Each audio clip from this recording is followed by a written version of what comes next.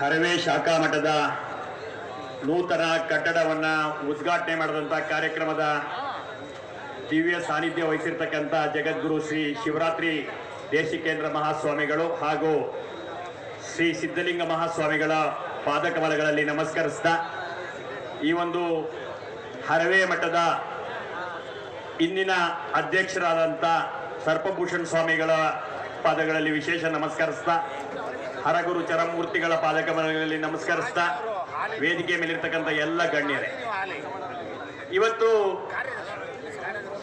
Haraway ಮಠ ಒಂದು ಗ್ರಾಮೀಣ ಪ್ರದೇಶದ ಮಠ. ನಾವು ಇಷ್ಟೊತ್ತವರೆಗೆ ವೇದಿಕೆಯಲ್ಲಿ ಮಾತಾಡಿದಂಥ ಎಲ್ಲರೂ ಕೂಡ 12ನೇ ಶತಮಾನದ ಬಸವಣ್ಣನವರ ಕ್ರಾಂತಿಯ ನಂತರ ಕಾಲ ಕಾಲದ ಅಗತ್ಯಗಳನ್ನ ಗಮನಿಸಿ ಆರೋಗ್ಯ ಸೇವೆ ಇರಬಹುದು ಎಲ್ಲವನ್ನ ಮಾಡಿದ ಕಾರಣಕ್ಕಾಗಿ ಸಾಕ್ಷರತಾ ಪ್ರಮಾಣ ಎಷ್ಟಾಯಿತು, ಎಲ್ಲರೂ ಕೂಡ ಬದುಕಿನಲ್ಲಿ ಸಮೃದ್ಧತೆಯನ್ನ ಪಡೆದಿರ್ತಕ್ಕಂಥ ಜನರ ಶೇಕಡಾವಾರು ಜಾಸ್ತಿ ಆಗಿರ್ತಕ್ಕಂಥ ಎಲ್ಲ ವಿಚಾರಗಳನ್ನ ಈ ವೇದಿಕೆ ಮುಖಾಂತರ ಹೇಳಿರ್ತಕ್ಕಂಥದ್ದನ್ನ ನಾವೆಲ್ಲ ಕೇಳಿದ್ದೀವಿ. 12ನೇ ಶತಮಾನದ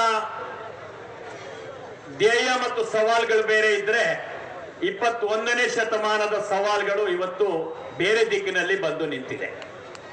ಇವತ್ತು ನಾನು ಹೇಳುವಾಗ ಹರವೆ ಮಠ ಗ್ರಾಮೀಣದ ಮಠ ಅಂತ ಹೇಳ್ತಾ ಇದ್ದಕ್ಕೆ ಕಾರಣ ಏನಂದ್ರೆ ಆ ಸ್ವಾಮಿಗಳನ್ನ ನಾನು 30-40 ವರ್ಷಗಳಿಂದ ಅತ್ಯಂತ ಸಮೀಪದಿಂದ ಬಲ್ಲವನು.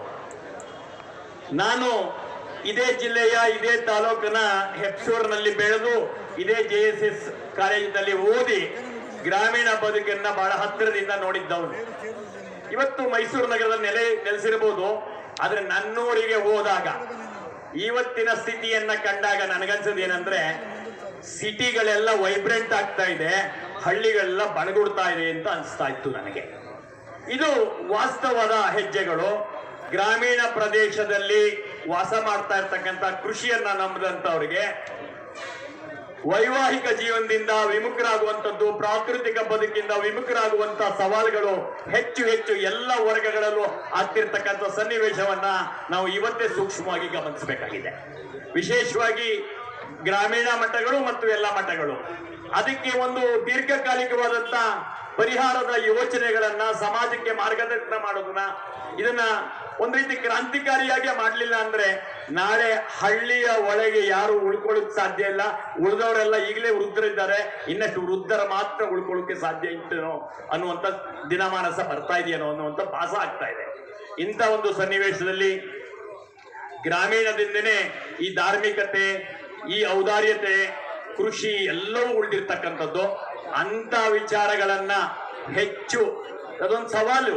ಆ ಸವಾಲು ಸುಲಭದ್ದಲ್ಲ, ಆದ್ರೆ ಸರ್ಕಾರ ಮಾಡೋ ಕೆಲಸ ಅಲ್ಲ. ಇದಕ್ಕೆ ಸಮಾಜಕ್ಕೆ ಮಾರ್ಗದರ್ಶನ ಮಾಡುವಂತ ಮಠಮಾನ್ಯಗಳು, ಸಮಾಜದ ಪ್ರವರ್ತಕರುಗಳು ಇವರೇ ಇದಕ್ಕೆ ಯೋಚನೆ ಮಾಡಬೇಕಾಗಿದೆ. ಒಮ್ಮೆ ಸುಂದರವಾದ ಇಲ್ಲಿಯವರೆಗೆ ಈ ಭಾರತ ದೇಶದ ಬದುಕಿನಲ್ಲಿ ದೊಡ್ಡ ನೆಮ್ಮದಿಯ ಪಾತ್ರ ದೊಡ್ಡದಿತ್ತು. ನಾವು ಸಮೃದ್ಧಿ ಅಂದ ತಕ್ಷಣ ಭೌತಿಕವಾಗಿ ಬಹಳಷ್ಟು ಗಳಿಸುವಂತ ಜನಗಳು ಜಾಸ್ತಿ ಆಗಿದ್ದೀವಿ.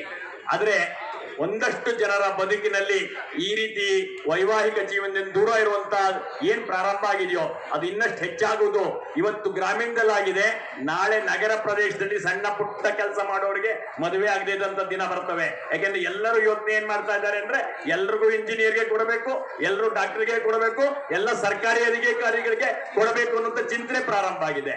ಇದಕ್ಕೆ ಆಲೋಚನೆಯನ್ನ ಸಮಾಜಕ್ಕೆ ಮದ್ದನ್ನ ಕೊಡುವಂತ ಚಿಂತನೆಗಳು ಮಠಮಾನ್ಯದಿಂದ ಮಾರ್ಗದರ್ಶನ ಆಗಿ ಸಮಾಜದ ಎಲ್ಲರನ್ನು ಕರೆದು ಒಂದು ಸುಂದರವಾದಂತ ಸಮಾಜ ಆಗ್ಬೇಕು ಅಂದ್ರೆ ಎಲ್ಲರೂ ಈ ರೀತಿ ಈ ದಿಕ್ಕಿನಲ್ಲಿ ಅವಲೋಕನ ಮಾಡಬೇಕು, ಆಲೋಚನೆ ಮಾಡಬೇಕು ಅನ್ನುವಂತ ತಿಳಿ ಹೇಳುವ ಸಮಯ ಮತ್ತು ಸವಾಲಿನ ಸನ್ನಿವೇಶ ಇದಾಗಿದೆ. ಇದಕ್ಕೆ ಮಠಗಳು ಹೆಚ್ಚು ಜವಾಬ್ದಾರಿಯುತವಾಗಿ ಈ ಕೆಲಸಗಳಿಗೆ ಜೋಡಿಸ್ಕೋಬೇಕು ಅನ್ನುವಂತ ಕಳಕಳಿಯ ಪ್ರಾರ್ಥನೆಯನ್ನ ನನ್ನೂರಿನ ನನ್ನ ಬಂಧುಗಳನ್ನ ನೋಡಿದ ರೀತಿಯಲ್ಲಿ ನನಗೆ ಅನ್ಸೋದನ್ನ ಈ ವೇದಿಕೆ ಮುಖಾಂತರ ಹೇಳಬೇಕು ಅನ್ನುವಂಥ ಕಾರಣಕ್ಕಾಗಿ ಈ ವಿಚಾರವನ್ನ ಮುಂದೆ ಇಡ್ತಾ